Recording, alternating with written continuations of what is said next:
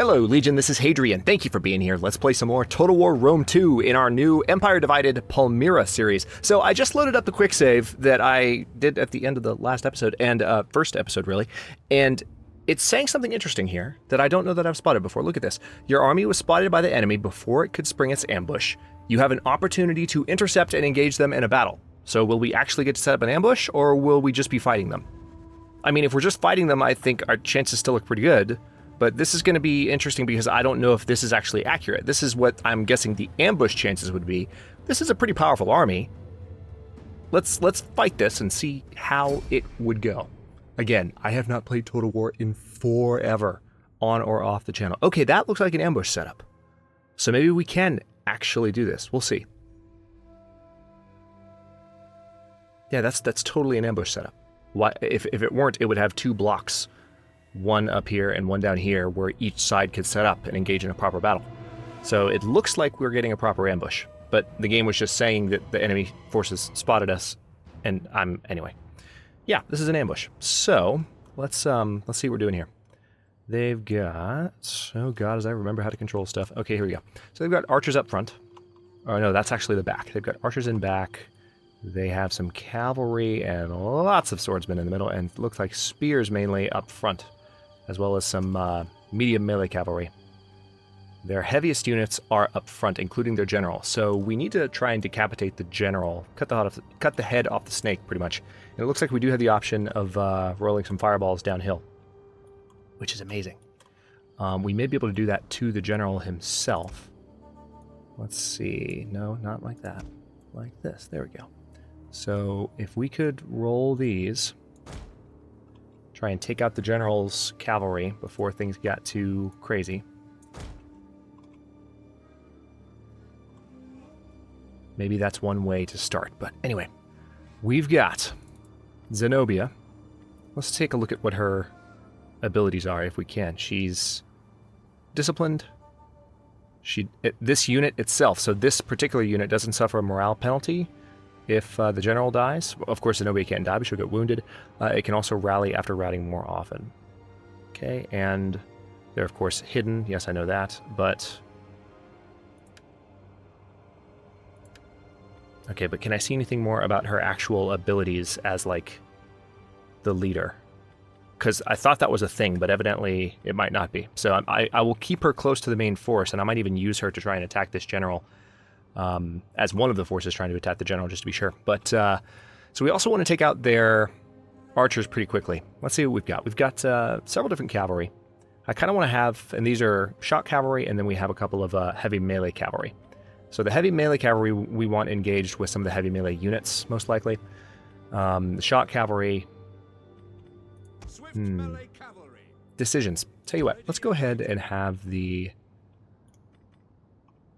shock cavalry poised to ride in on this side. We'll have them about, I'll tell you what, let's get all of my units the hell away for a second, because we're positioning all of them. So you guys are going to be about right here. And you guys are going to be about right here. They don't appear to have as much in the way of cavalry as us. If we can get their cavalry contained first, that would be a big win. Then, of course, we have Zenobia. Let's have her up here. And I guess we need to have units that are close enough to roll those downhill. We also have some peltasts we can use. Let's see, what would be the most effective unit to take out with peltasts? Probably the middle of the line here. A little bit weaker defenses. The peltasts could be set to skirmish. They already are. If I set to flaming shot, lower damage, more reload time, and they can't be used in wet weather. So, I mean, it does definitely lower enemy morale, though, so we probably want to use that. Let's go ahead and turn on flaming shot,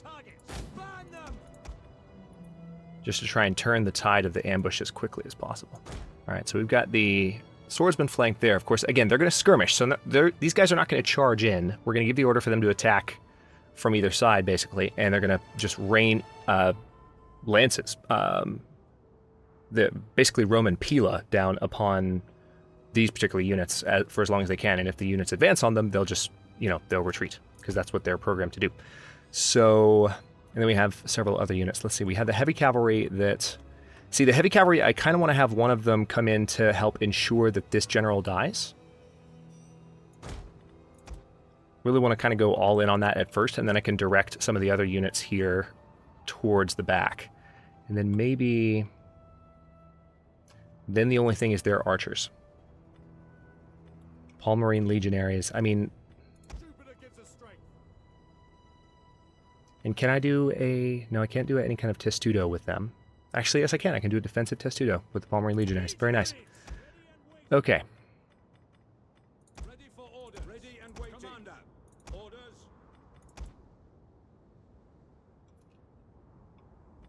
Yeah, so you're there.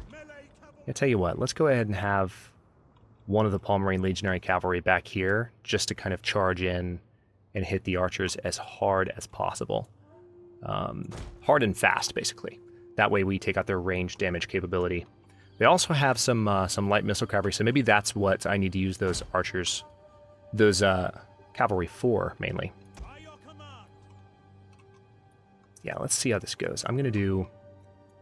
We don't have a huge number of units to, like, totally surround them, so this is going to be a little bit dicey, but it's a much better battle chance than we had a moment ago. So I think I do want to actually have a couple of these units positioned like this. Okay. Because we have the hill that way. A little bit more of an advantage when we have units on that side. And then I think there's... What do we have left? We have these two... No, just those four. Cool. So I could go ahead and put these in a defensive Testudo, but I don't think the defensive Testudo can actually... Yeah, they can't move. So I don't know that I'll actually have them in a defensive Testudo for that very reason. But thankfully, we still have all these other units.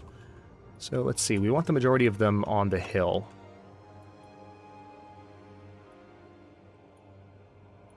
I think we should... You know what? Yeah, I know what I'll do. Let's go ahead and put you here. I do want to go ahead and just close in on them from both sides. The more we can flank them, the better. And then there's two left, and I want to have them kind of guarding the flank here so that any units that try to charge forward... Or you know what? Even better. Rather than guarding the flank, let's have them both on the hillside. Like this, so they have the higher ground. Peltasts will put behind that line there. And we're pretty much ready. I'm going to give a bunch of orders as soon as I start the battle. About an 8-minute setup there. Zenobia, tell you what, I don't want you there. I want you here. So you have a bit more of a downhill charge. And the only thing I'm not sure about is these guys. Units must be in melee mode to activate fireballs. That's what I was afraid of. So we need to have one of our melee units by the fireballs in order to actually use them and do some damage. So the question is, do we really need the fireballs? Or do we want to try and just get by without them? Because I feel like with the number of units we have and the number of units they have, I'd rather just engage all of my units in combat as soon as possible and do as much damage as possible as quickly as possible. So yeah, we're going to do away with the fireballs. Because I want these guys just focused on getting stuff done. Alright, is it P for pause? Yeah, that's right, just remembering my controls. Alright, so we're all still hidden at the moment, but we're about to not be. So let me go ahead and give some orders for these guys to charge in and kill, maim, destroy while the game is paused, just so that they get that maximum jump off of the beginning of the battle, and then we'll unpause. Alright, and these cavalry, of course, are here to take out the horse archers. Hopefully that will happen pretty quickly.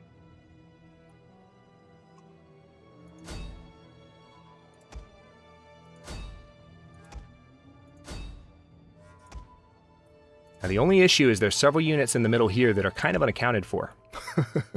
As far as, I definitely want to take out these cavalry here, if possible. So these are medium shot cavalry already. So let's go ahead and...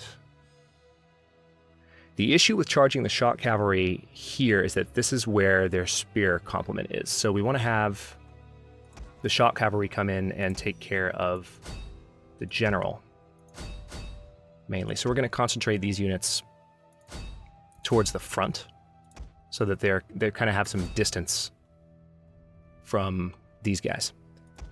Meanwhile, I think I would rather go ahead and have these guys charge forward like that. This is going to be a little rough. They've got a lot of units, so hopefully we can just kind of hit them from both sides as rapidly as possible and go from there.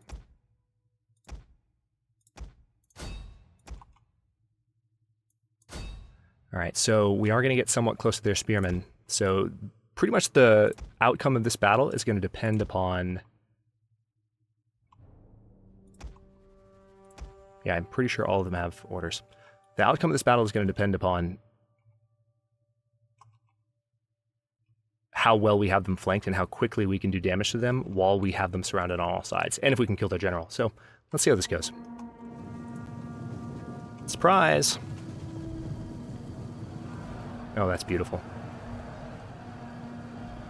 Alright, so...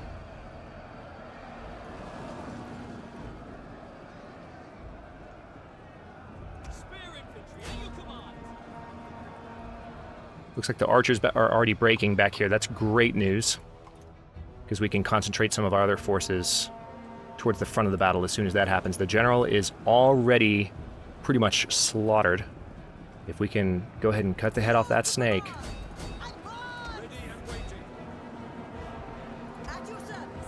Any abilities, Zenobia? No, Zenobia doesn't have any kind of rallying ability that I can use.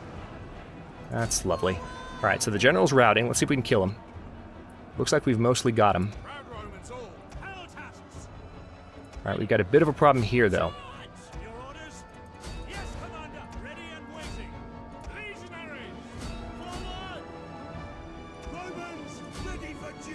Alright, so these guys are completely exposed on the backside. I'm going to go ahead and send the cavalry this direction and then that way. So those cavalry are going to ride in from behind and nuke those guys, pretty much. And then you guys need to come in and do the same. Going pretty well. If our army mostly survives, we should be able to take Alexandria pretty easily. It looks like we do have some issues with some of our cavalry.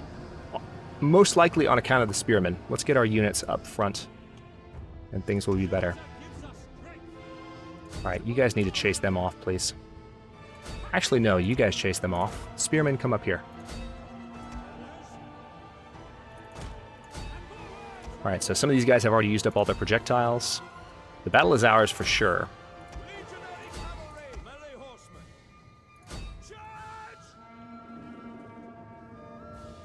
That went pretty damn well, if I do say so myself. Victory! Tell you what, let's go ahead and continue for a second. Let's chase down their forces that remain on the battlefield. And see if we can really make them regret coming out to try and attack us. Not that, well, they didn't really know, but we're still going to kill them for it.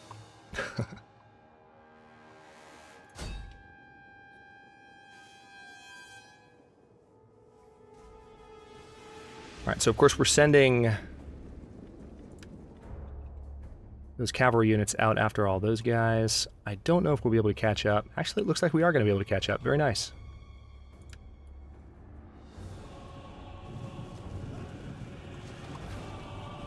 Oh, that's satisfying.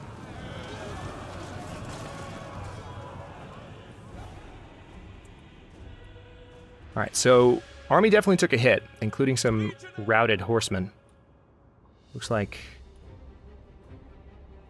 everyone else more or less got away.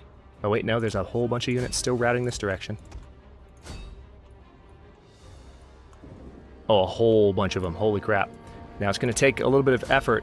Let's get Zenobia involved in this. It's going to take a little bit of effort to turn all of my units around and chase down these guys because they're in the opposite direction. But that's a rather large contingent of enemy forces that I might be able to catch up to with my cavalry. Yeah, that's over 100 men. We're going to try and get them. Alright, chariots are definitely on the way.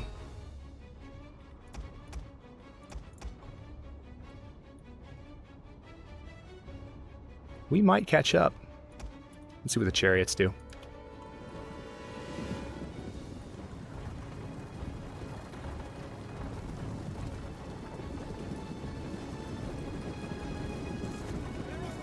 Oh, I almost feel a little bit badly. No, actually I don't. Not even one tiny little bit.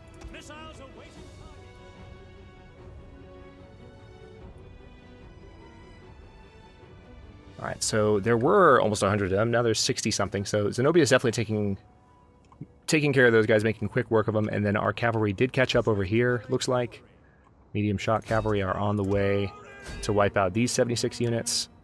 So, again, Alexandria is now undefended, and our army's not in good shape, but we should be able to siege the city and take it with relative ease, given that we just annihilated the army that was defending Alexandria.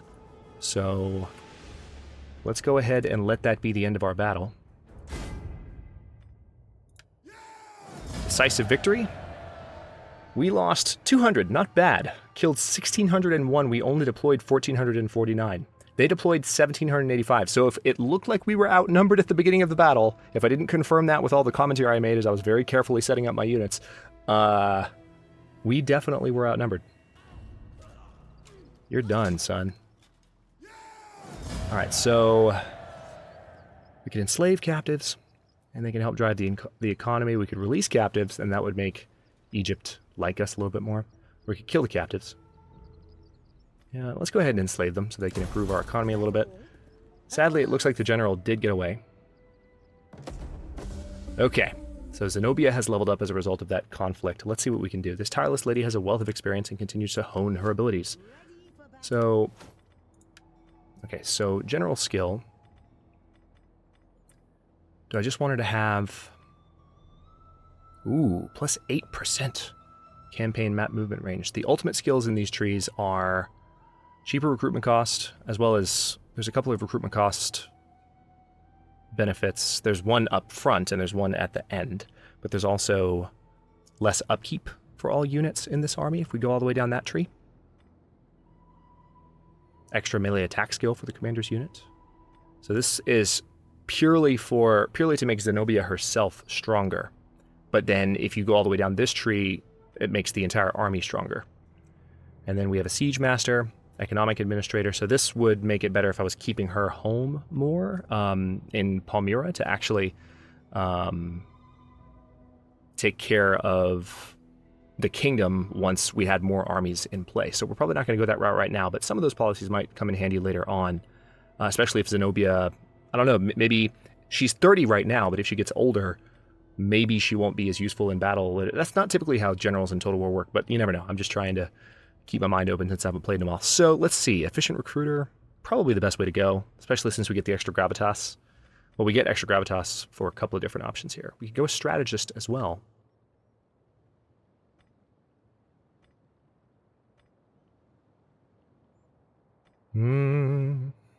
Yeah, you know what? Let's just go with efficient recruiter for now and have her go with just pure strength in that sense. And then our veteran has leveled up as well. So I want to move towards having better training. So we're going to go with warfare, which gives him additional zeal, as well as the ability to assault patrols better and assault town watches better. And then it appears that general survived. That is not acceptable. So let's do some... First of all, how much would it take to assassinate him? We could definitely poison the provisions of this army and make defeating it that much easier. And the spy would also level up most likely as a result. That's a pretty high chance of success. Let's do that. A little bit more of a safe route, but given that we just pulled off that ambush... Okay, we didn't actually level up, but this is all that's left of that army now. So, time to die. I'm going to auto-resolve this. Let's go ahead and, looks like best way to do this would be maybe aggressive stance, sword in the face, and we're done. Decisive victory, we lost 23 more units. All of that army is gone. Let's enslave those captives as well. And it looks like the army leveled up as well. Great news. So, let's give them the... Oh, this... the traditions don't have a new tree showing me where you can take them. That makes me sad. So... Extra melee attack for all spear-armed units. We have a lot of spear-armed units. Or we can go with engineering experts so we can construct medium siege engines. I feel like Zenobia might be attacking a lot of cities, so maybe this is the best way to go with, the best thing to go with, especially we're about to attack Alexandria. Holy crap, words. Maybe that would be the way to go. So tell you what, let's see if we can get across. Oh, no, we can't. Not with that many movement points, so never mind. Let's go ahead and just put her back in ambush mode so that she's nice and hidden. And now let's take a look around and see what else we can do here. Okay, so this legion, again, we want to have this general stay in Palmyra as long as possible because he's actually helping it grow a good bit. And it looks like we can improve this again. You know what? Yeah. Let's do that again. Why not? Wasn't even that expensive. Again, we're waiting for Judea, the province of Judea, to grow to 7, so we can actually expand Aelia Capitolina. It's kind of the plan from the previous episode, so we're going to stick to it. Any other recruiting that I can do? I could definitely train more armies, but we're not going to do that just yet. Let me see if there's anything I can do with my units. There is not. We are officially admired, so we're getting better research, more taxes, a little bit more taxes, 1% more taxes, and better public order per turn, extra morale for all land units. Pretty good. Also, I wanted to show you really quickly, because we didn't look at this last episode, this is another thing that's new with power and politics. You can actually see which factions control which territory. So we control this territory. The Latin families control this little piece of Nabatea. And then Syria is entirely controlled by the Greek families. So if there was a civil war, no more would there just be random patches of territory throughout a larger empire that would break away, and you would have to kind of, you know, basically play whack-a-mole across your entire empire. I know that's a crude analogy, but that's what it is. If you played Total War Rome 2 and you've had a civil war, that's the way they work. But now, entire kind of chunks of the empire that are more cohesive will break off. There's an algorithm that's constantly going to kind of make sure that chunks of territory are controlled proportionate to the influence of particular political parties. So pretty cool. I haven't had the Civil War happen yet. Like I said, I haven't played Empire Divided that much at all. This is very much a blind Let's Play, but really cool change. And I'm glad that they made it work in that way. All right, let's take a look around one more time. Yep, this guy leveled up. Let's give him the next level towards training as well. And then, yeah, we are not doing anything else building-wise right now, are we? Looks like public order is building back up across the province, so across our provinces, so things are going to get better and better, especially next turn when we take Alexandria. Let's go ahead and end the turn.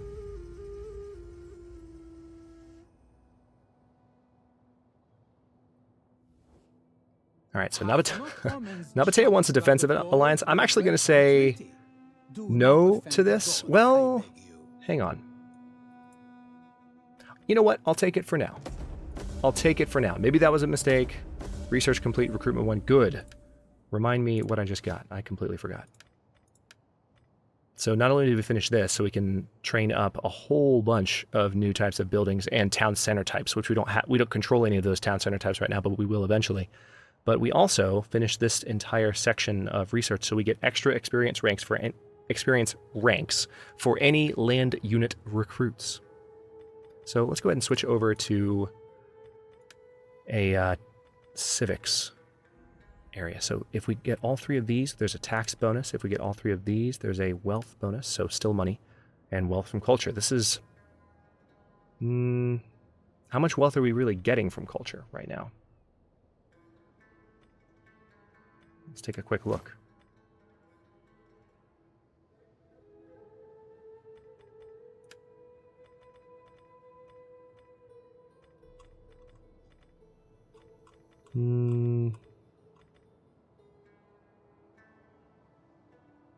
Don't see anything about that would give me information about how much specifically we're getting from culture.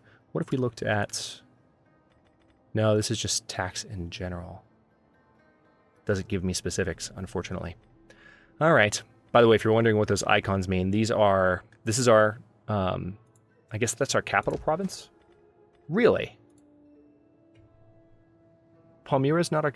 No, that's our capital province. Why is it showing a circle there? Oh, there's an edict issued. That's why.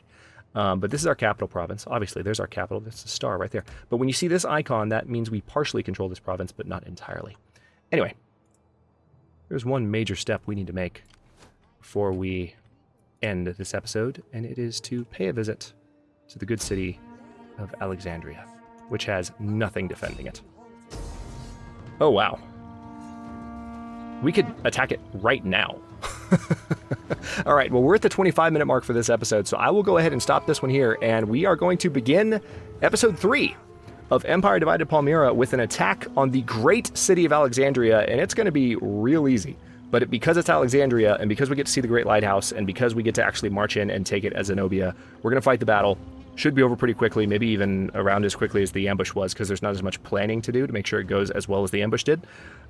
So this will be fun. Thanks for watching. If you enjoyed this one, don't forget to like the video and subscribe to follow along. New episodes are coming out every day at noon Eastern Time. Comments are always welcome. Let me know what you think, and I'll see you next time.